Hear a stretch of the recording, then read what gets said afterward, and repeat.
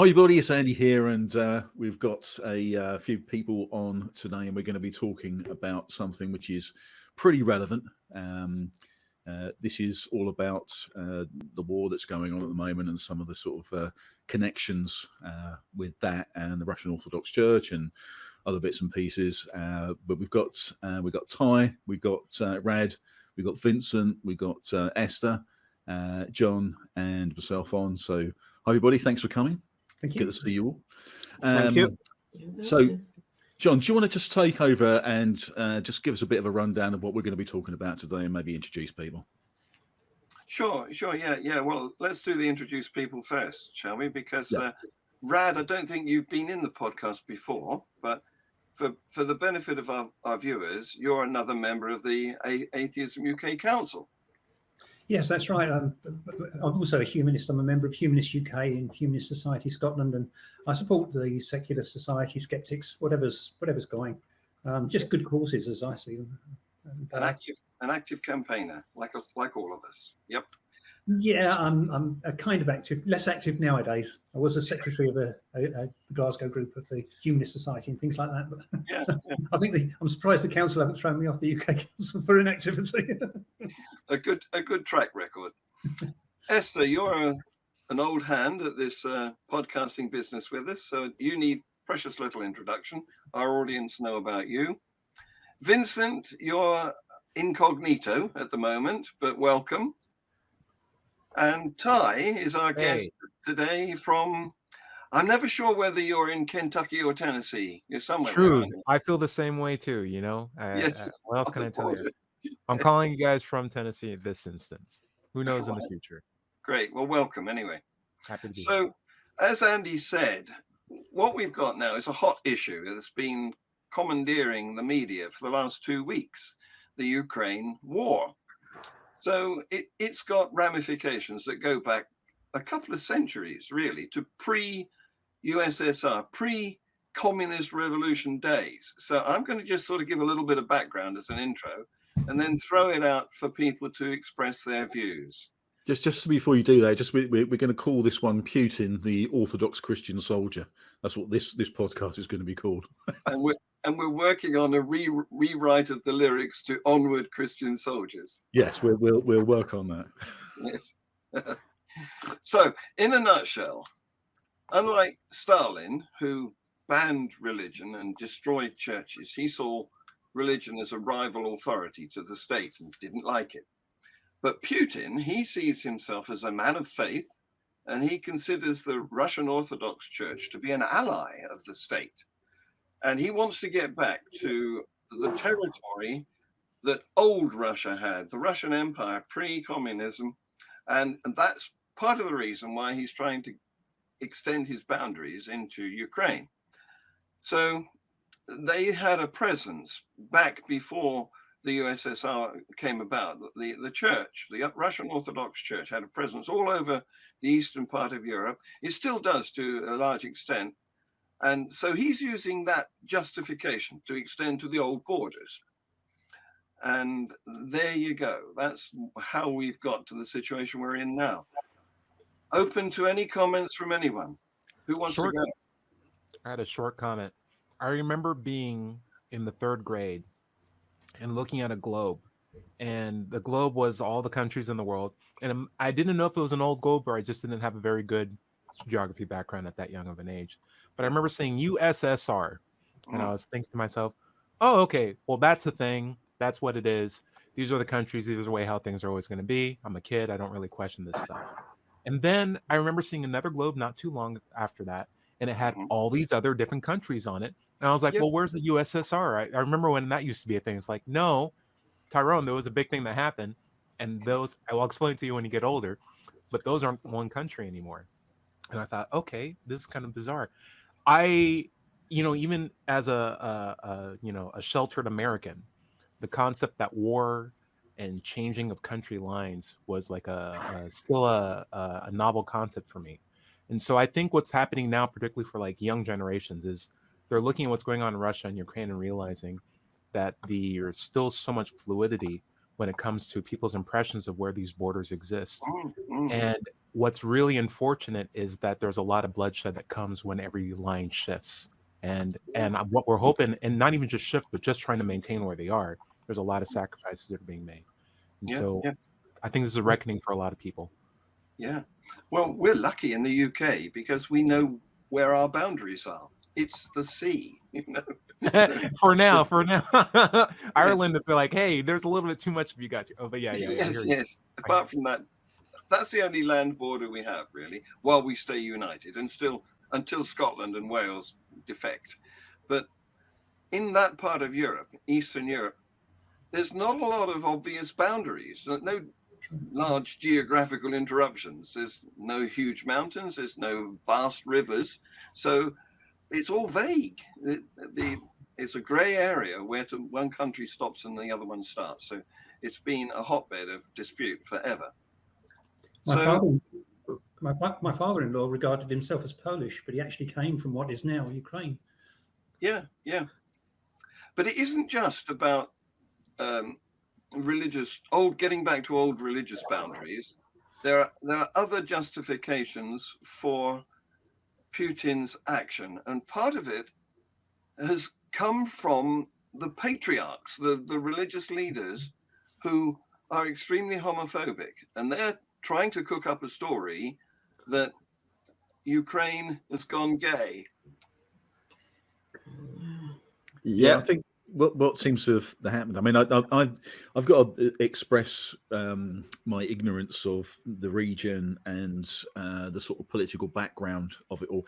You know, to be honest, before this happened, and you know, we've in the UK we've had this on the news like constantly. I mean, the whole news programs, whole current affairs programs have been taken over with this, and so consequently, I've learned a lot over this last 3 weeks.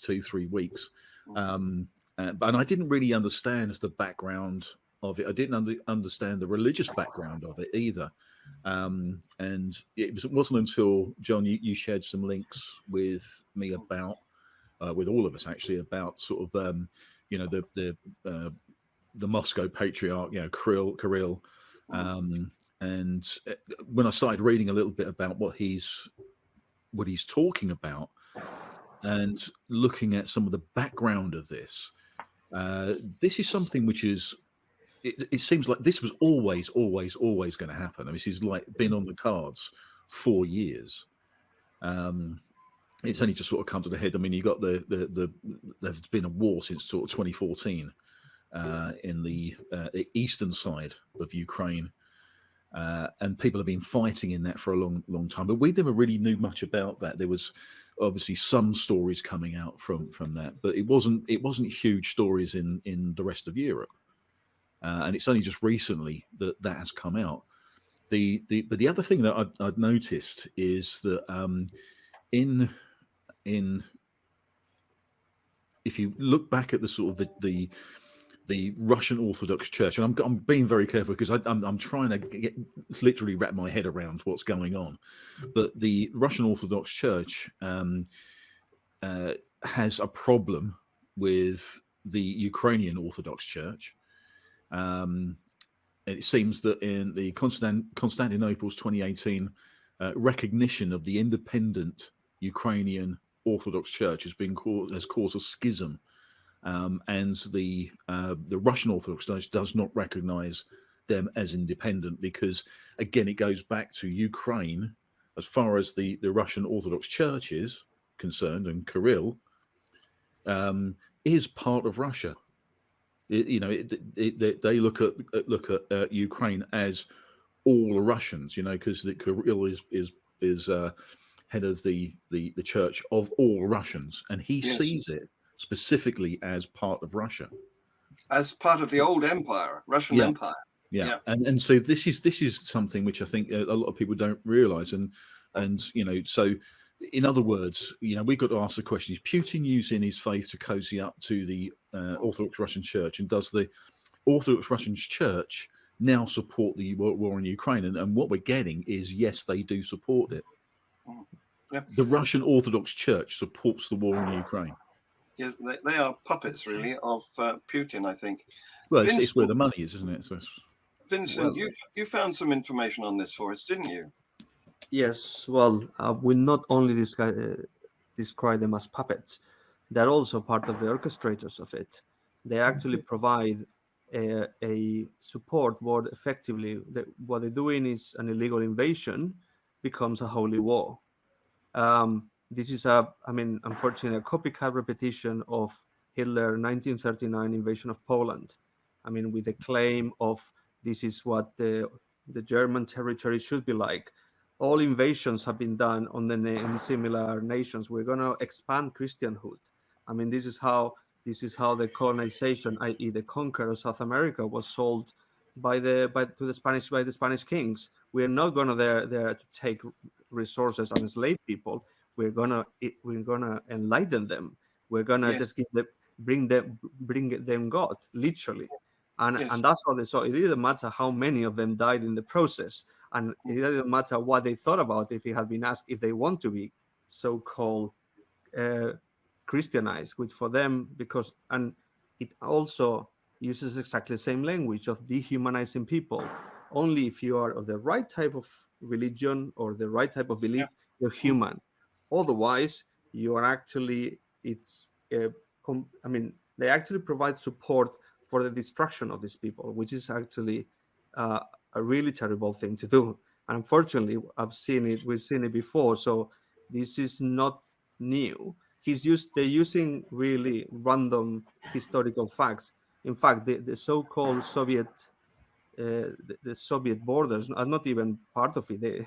Sometimes they talk about some of the battles of Peter the Great of Russia of 1740. I mean, they mix historical elements for what they call the great moments of Russia and actually justify any type of invasion. And that invasion starts with Ukraine, but it will continue with Georgia. It can continue with the Baltics. It continue with Poland. I mean, we want to make sure that our Slavic brothers are all together. I mean, it is just, unfortunately, a typical empire building crusade. Well, the problem, the issue, the extra issue that gives it is Kirill gives him actually a moral. Actually, it whitewashes the whole situation, saying we are saving the world. And it's just so ridiculous, but some people buy it completely, saying, well, these places like Ukraine have been forced to accept sin by holding pride parades, so this way we are saving them from these sinful ways. I mean, by saving, he means making them conform to biblical standards of righteousness. And it's kind of we're getting back into where they should be the real, the normal or the human ways where they're being brought into inhuman ways. Effectively, in this case, the Kirill is actually saying it's okay to kill people because you don't agree with what they believe or how they live their lifestyle. Yes. And in the past, the UK, shamefully, was guilty of similar sort of thing. I know that Esther will be able to tell us about how the Bible was used as a weapon of colonization. It's so good at converting people, at subduing people, at making people conform, and it's cheaper than bullets. So you've got experience of that in Nigeria, haven't you? I do. I mean, that's how Christianity came over there. And it's Christianity in Africa, in my opinion, is a mess, a complete mess. Yes. Where Christianity is at, in my opinion, it's a disgrace that some people still call themselves Christians, because some of the practices of these people just goes to show at what point will people start to realize this is no longer about God. This is no longer about your God. This is now about people's motives. These are people's egos, people's need to fulfill, I don't know, just this need to dominate. And so at what point do you then say, is this really about God? Because when you bomb hospitals, how is that about God? Where is the love of your God when you bomb and displace over 2 million people? How is this the love of God?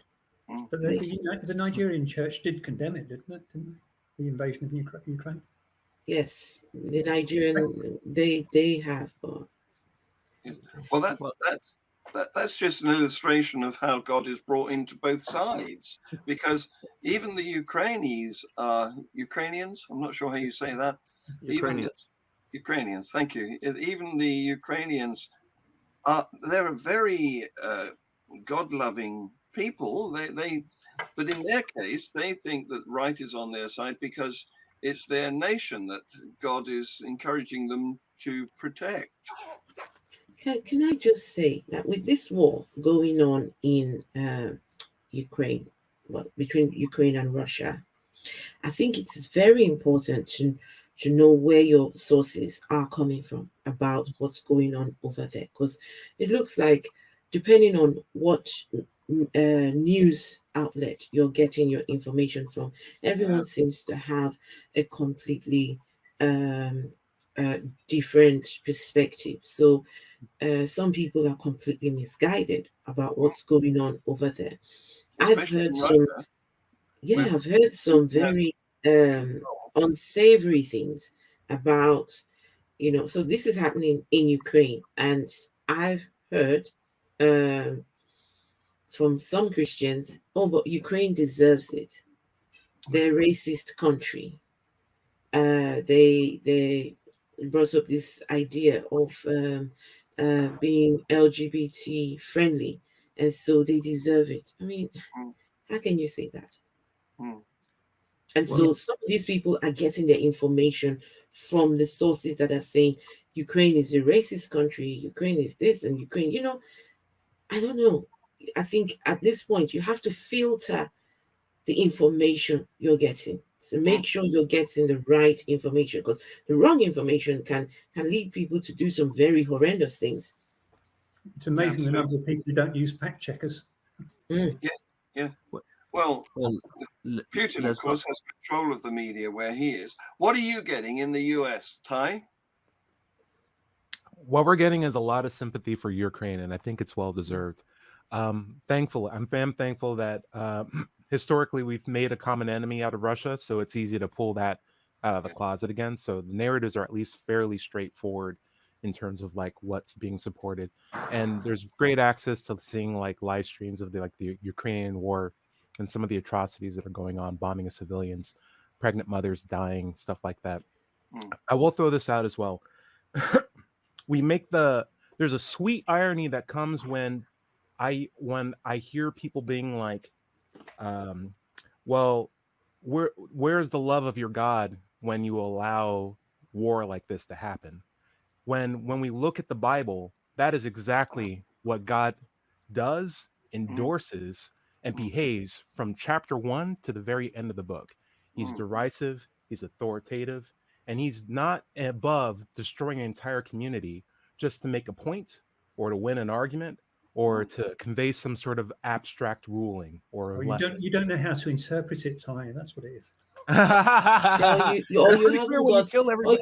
got the right context. Yeah, or when you drown everybody on the planet in your very first couple of pages of your own book, it's just a mind-boggling thing. So I think, if anything, we found that cultures and communities are more empathetic or more capable of empathizing with their fellow neighbors and are less tribalistic, the less they follow the teachings of the Bible or the less they condone their God. So I find that the most ungodly nations tend to be the most favorable in terms of peace and harmony, whereas the ones that are doing what Putin's doing right now is directly in line with the teachings of their holy book, and it shouldn't be a cause for surprise. I'll drink to that. Yeah, I think you're absolutely 100% right, and I think that it's another thing that goes, to what we've been talking about on this podcast forever, and that is that the Bible is man-made. It's man-made. It's written by human males, and it's all done in my God's better than your God. And it's and as Ty said, this has happened. If you read the Bible, that's the story of the Bible. Yes. It's war and genocide and hatred and death. That's the whole story of the Bible, and this is why sanctioned too. Yeah, it's like sanctioned war by their God that they've made up in the first place. But and it's always it's always God under my flag. Mm-hmm. It's the same. It's been the same forever, and it's exactly the same thing that's happening right now in Russia and Ukraine. And this is why we've got to get rid of it. This is why we've got to speak up about it. This is why we do what we do, and we shout about what we shout about. Because Putin's doing exactly the same thing. I mean, he's got Kirill in his pocket, and what Kirill is saying right now is he's endorsing the war as part of the Orthodox Russian Church. Yeah. I'm going to be very naive, and I am naive about a lot of things about this war, but I don't know, for some reason I've been seeing this. Some Christians think that this has been predicted in the Bible. Some Christians think that the new world order is being formed, and all of this is all it's all a part of God's plan. Yeah. Yes. Where is this coming from? How on earth has the Bible predicted that?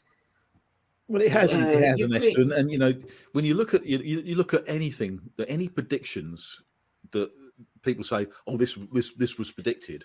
This is the same as Nostradamus. You can read anything into anything you want. It's the same old. You can. I can go in. I could probably go in if I wanted to. I could probably go into the Bible, and I could say that the Bible actually promotes atheism. If I really wanted to, I could probably find some chapters and some verses and sort of say, no, God said that, you shouldn't believe in me. What's the opposite of cherry picking? Yeah, it's cherry picking. It's cherry picking, farm picking. I don't know. I would say, Andy, I'm on the extreme opposite side, but on the same page as you, is that the Bible does make predictions. The problem is it makes all the predictions. Yeah. And some of them have got to come right, haven't they? Exactly. When you're just making all the predictions, of course you're going to be right, but that doesn't mean that you're a method to know what's actually going to happen in the future, because you're wrong just as many times as you are correct. It's really unfortunate. I'm glad you brought this up. The Bible also gives the commands for whoever gets predictions wrong, and the Bible says you need to kill those people. So any prophet who gets prophecies, if they get prophecies wrong, the punishment is death in the Old Testament. But Christians will say that's an Old Testament thing. It's no longer in the New Testament. Well, that hasn't happened yet to famous prophet dinosaur Pat Robertson, who was wheeled out of the grave. Still alive. Wow, I thought. Wow, okay. He's regularly prophesied the end of the world. But they wheeled him out of the grave again last week to say Putin is being compelled by God to invade Ukraine in preparation for a massive end times invasion of Israel. We don't have to promote guys like that. It's totally fine. I did want to, speaking of things we shouldn't promote, the other comment I wanted to make was the idea that the Orthodox Church of Russia continues to bolster the worst component of human nature, in that we tend to acquiesce to authoritarians. And what religion does in general is make the claim that your critical thinking capabilities and skills don't need to be developed. You just need to listen to me. And as long as you're listening to me, everything's going to be fine. And that deprives what I believe is the most valuable thing that humans can do, which is thinking for themselves. Because when we're able to do that, great things happen. And every excellent human, every example of beautiful thinking or achievements that we've made in the past has been from people who are capable of thinking for themselves and working through problems. When we take that away, we all suffer. I should say that Ty's mission is street epistemology. He wants to help people think for themselves. I've watched many of his videos. He does fantastic work. I have trust me, I have borrowed some of his skills. Yes. He's got a channel called Let's Chat. Well worth visiting on YouTube. Well, other thing it does, that religion does, is it tries to disconnect empathy, because it just justifies.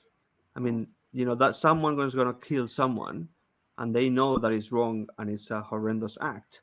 And what it's actually saying is, it's fine. I mean, God asked you to do this. It's not your fault.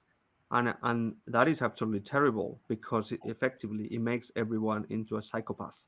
Yes, absolutely. It makes all the victims into inhuman people who, it's okay to burn them in the Holocaust, because they're not really human. They're subhuman. And that's all part of the divisive tribal nature of all religions.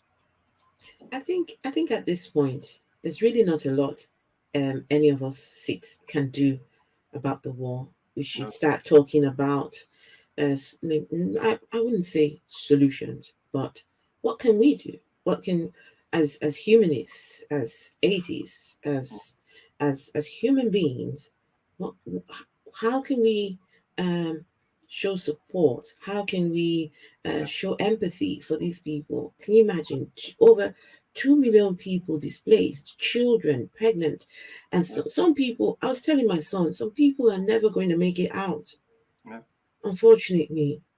So what can we do? I mean, there's nothing I can do to stop Putin. But what can I do in my own little space, my own little maybe channel, maybe a voice? If Rich was here, he'd be right beside you with that, because he always wants to suggest what's the action that we can do. What's the thing? What do you call it in a campaign? A point of action. That's not the expression, is it? But call to action. Yeah. That's it. Call to action. Thank you. I don't know if call to actions are allowed here, but I got a short preamble that I'd make, that the most unfortunate thing you can do with your power is give it up in the face of adversity. And yes, we are one people, but there's amazing things that we are all capable of doing. And any large problem can be broken down to, I do this in my laboratory all the time, any very large, complex problem is actually just a series of smaller problems stacked up on top of each other.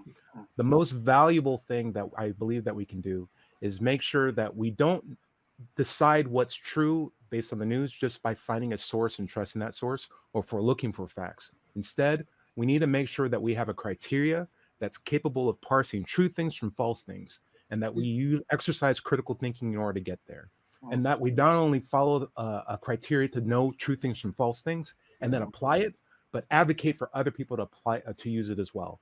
Because it's one thing for us to be able to be critical thinkers, but if we can inspire others to do the same, we begin to establish and support a culture where everyone is less reliant on dogma or bias or prejudices to control how they interact with other people. I think that's absolutely imperative and absolutely within your control to be able to do.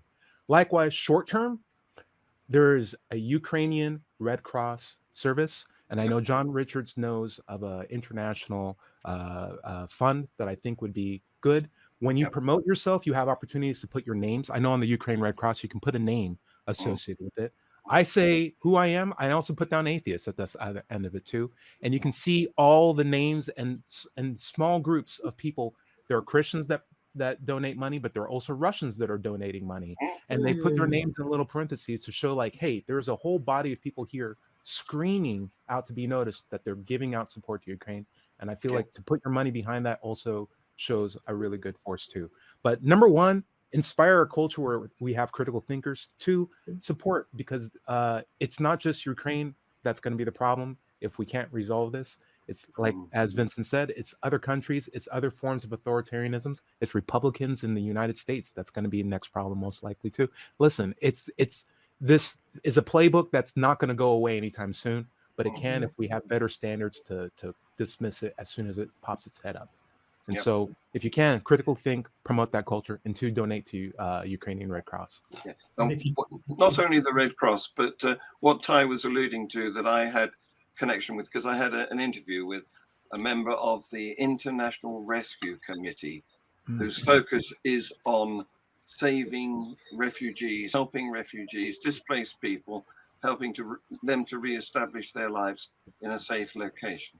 A nation of critical thinkers wouldn't put or keep a Putin in office, wouldn't, subscribe to a war like this, would put political power in so much of a sway of tolerance and mindful thinking, then give this guy more power. And even though he did the whole photo shoot where he's on the back of a bear, topless with a rifle in his hands, like a critical thinking culture would be like, this guy can't be our chief of state anymore. That's a red flag. Get rid of this guy. This day. But perhaps we should say, make sure that there are fake websites and that. Just make sure that the money goes where you intend to. And I would mention that the Ukrainians themselves have an official website, and there's a couple of sites there where you can donate to. And the British government, if you're British, I believe there's a couple of charities whereby if you give to those charities by a certain means, the government will match your donation pound to pound. So it's quite a lot to consider before you give your money. Don't just go onto a site and give it. Just give it a little bit of thought if you've got a few minutes. Yeah, absolutely. Well, the International Rescue Committee, of course, British people will know that it's led by President and CEO David Miliband, who, historically narrowly missed becoming the leader of the Labour Party and a possible Prime Minister candidate. Anyway, there's one thing that we could do, and I'd like to propose a motion. Oh. I suggest that we say something like, Atheist UK's podcasting team stands with Ukraine in their bid to survive, to retain their sovereignty against this heinous invader. If you agree with that, say aye. Aye. Aye. Yeah, Here, second that. Yeah, excellent. Great. So, Ty might like to know that one of the people who would disagree is in America, the Orthodox Church outside Russia, the Russian Orthodox Church outside Russia, is the only other organization that I've found, religious organization, that has not condemned the Russian invasion. Yes. The bishop in the Diocese of Chicago, I believe it is, issued a statement, and it was full of platitudes that said nothing about Putin, nothing about condemning the invasion at all, just as if they were fought on both sides, and you should think about it and that sort of thing. So it's just the Russian Orthodox Church, both in Russia and outside Russia. They're the ones who haven't condemned it unequivocally. I also just want to give a point of my sympathies. I love that hearing that you made, John, because my sentiments are not anti-Russian, because some of my deepest sympathies go to the anti-war Russian demonstrators who are currently being jailed right now. Well, I was going to mention this. Who are afraid to speak up, who have a government that's actively searching what they post online and trying to find them and put them into cells and boxes. Yeah. So it is such a, it reminds me a lot of World War II, Hitler, attacking Jews. It reminds me a lot of Black Lives Matter. And it's like peaceful protests being surrounded by SWAT members, and it's just, my deepest sympathies go out to him. But yeah, I think it's definitely something that we should be talking about as well, because some of the stuff that I've been seeing on some of the TV programs and news programs in the UK, they focus quite heavily on the Russian people, because you can't be against the Russian people. Correct. It is Putin and his cronies, and this is it. It's very. I mean, it's quite terrifying what we think Putin is capable of. Right. Because he's not stable. It doesn't seem like he's a stable human being right now. And the Russian people do not deserve condemnation. You see what they're actually doing. They're getting on the streets. They've now got 15-year sentencing hanging over them if they dissent. I mean, and they're still doing it. Yeah, right? Brave people. Beyond brave, because if you get put in prison for 15 years through dissent, political dissent in Russia, you're not going to be in a nice little open prison. No. So they're going against utter tyranny. Right. And that, so for me, we should be supporting them as well, because they're far braver than I ever am. I'd probably be out of there as quick as possible. I probably wouldn't be standing up against my government. I don't think I'd have the guts to do it, honestly. I'm just so gutted because this all costs money. You know, mobilizing an army, moving them through this, affording them to be cut off from all of these, you know, from Europe, from America, from all these markets. It's billions of dollars that are being invested. And imagine what would happen if he had just invested that in better culture, education, just promoting, hey, Russia's a really great place. We got all this money. Instead of invading other people, let's just support our own infrastructure. We can make all these better ties. We can be like a #1 economic hotspot of you know, both modernity, intelligence, everything. Like, why waste it all on this plot of land that doesn't even like you anymore? It's not going to go away. I'd like to quickly make a couple of points there, if I may, because that's why we have to be careful of sanctions. For instance, the oil companies, BP and so on. But to give you just a couple of quick examples, Exxon, I believe, on the island off the eastern coast of Russia, they spent 17 years investing in it. They spent all the infrastructure, and now they're at the cash cow part of the investment. All the investment's been done, and the oil's flying, and it's making a huge amount of money. Now they've pulled out. It's liable to cost them something like £25 billion or something in the long term. But Russia can reap the benefit of that once the sanctions end. And Russia's recently introduced a bankruptcy law, whereby anyone can close down, large or small, a corporation, anything, can close down a business in Russia, Western business, and move out, and the Russians simply take it over. So again, if it's a bank, for example, they've got all the networking done, all the branches established, the employment, PR set up, everything. All they have to do now is to take over the business and take the profits. So I think we need to bear that in mind, because people talk about sanctions as if they're going to be very effective, but they take a long time to buy it, and then they're only effective while they're in force. As soon as there's talk of them being lifted, they start to lose their effect. So we really need to be aware of things like that. I think as atheists, as critical thinkers and things like that, we need to think about what's actually happening. And a lot of it is in the detail, and people are not often looking at the detail. There's also another weird backdoor entry, as in the more things pull out, the more the allies are more valued in terms of how they can step in. So China right now doesn't have any sanctions on it and can freely trade with Russia, and they're large enough to be able to make those inroads. So everything that's pulling out of Russia, China's like, we make those. You want to buy them from us?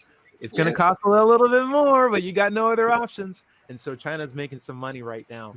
But is it sustainable? You know, like that's the other question too. And is that truly how you want to grow an economy? Like with these short terms, like, hey, I have a great idea for my economy. I'm going to start a war, have the whole world hate me, impose sanctions on me, and then let's see when they take it off, I can get all this free stuff. Is that a sustainable way to build growth? Is that good for your community? Is that good for your people? And I think the clear answer there is no. And it's the question of what kind of mindset is allowing that to happen. You know, it's just so unfortunate. It really is. Well, in my view, sanctions can only be lifted when actually Putin is tried for war crimes and genocide. And that may take a long time, full stop. So Russia effectively will become a huge North Korea, which is actually threatening the world with nuclear bombs, but actually is cut off from the rest of the world. I don't see the sanctions as temporary, a few months thing. This is going to be years to come, because Putin has actually been invading and attacking and killing people for the last 20 years. No one has stopped him. That happened in Iraq, it happened in Georgia, Chechnya, so Afghanistan. He's just kind of he's been feeling more bolden because no one wanted to stand up to the bully. No one wanted to actually. He thought, and there is a very interesting interview with one of the heads of Pussy Riot, and she mentions that Putin considers kindness as weakness. So that's not, unfortunately, how you treat him. Plus the fact that he doesn't actually, fake news do not make justice to him. I mean, Putin lies all the time. He doesn't meet any of the agreements or treatments he's actually signed. So whatever he signs is not worth the paper it's written on. So unfortunately, these sanctions will be until there's a regime change. This is in my view. He's not a negotiator, is he? He's just a demander. And I suspect that the only way he's going to be persuaded to back down is if people like Abramovich, the oligarchs, who are close to him and have some sway, persuade him to, or maybe try and encourage a coup, then that's a possible solution. The commentators I've read about them, they say that's very unlikely, unfortunately. I think you've got to look at what Putin's trying to do. He's looking at his legacy. The reason he switched to this is he's kind of got a new contract with the Russian people, basically.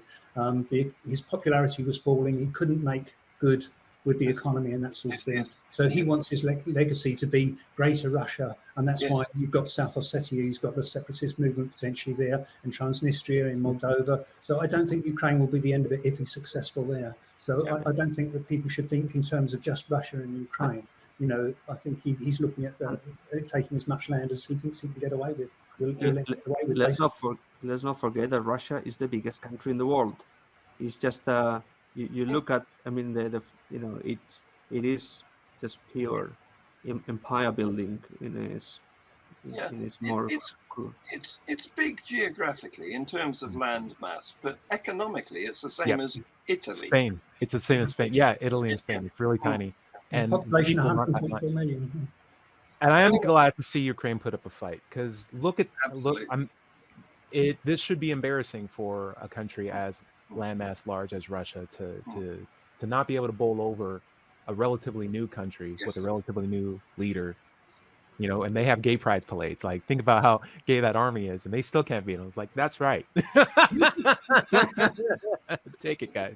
Gay power. Yes. Yeah, nice. Gay power.